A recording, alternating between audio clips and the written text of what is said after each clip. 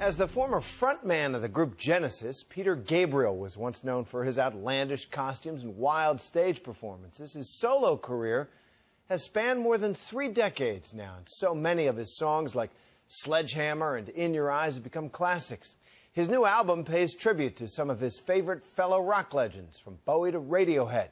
And so we asked Peter Gabriel to talk about his life and his musical influences in tonight's playlist. Without a noise, without my pride, I reach out from the inside.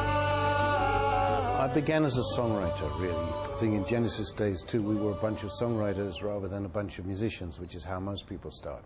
I may be remembered as a guy who wore the flower around my head or got up in crazy costumes. And if it feels good and it's fun and you can explore ideas, then go for it. Come on, come on, come on, come on, come on. The first record I bought when I saved up my pocket money was with the Beatles. Please Please Me was coming over the radio.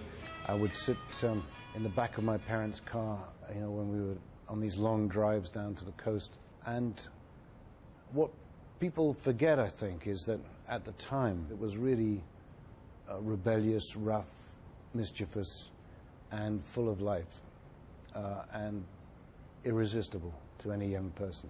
Beatles were, you know, a huge influence as I was growing up, and you know, continued to be as there was all that revolution around their success. A change is gonna come.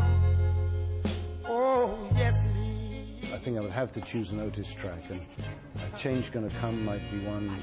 I was extremely lucky in 1967, 17 years old, to go and see Otis Redding perform at the Ram Jam Club in Brixton in London. And when he came on, it was like the sun coming out. It was just this amazing voice, totally in command, great band, great grooves. Just the way Otis put the message over. I think it's a supreme interpreter, and what a heart.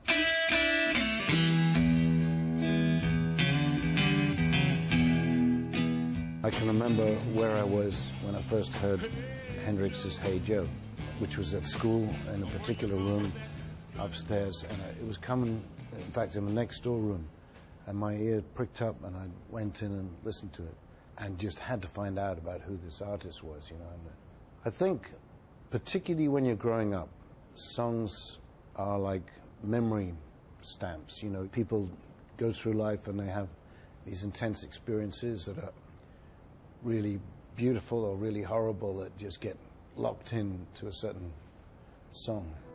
Blue, here is a shell for you. Joni Mitchell's Blue would be another one. Joni, I think, I fell in love with not because of just the writing, but also she was an experimenter. You know, she was pushing the musical boundaries, both in the way she wrote harmonies and then just exploring arrangements, and great artist.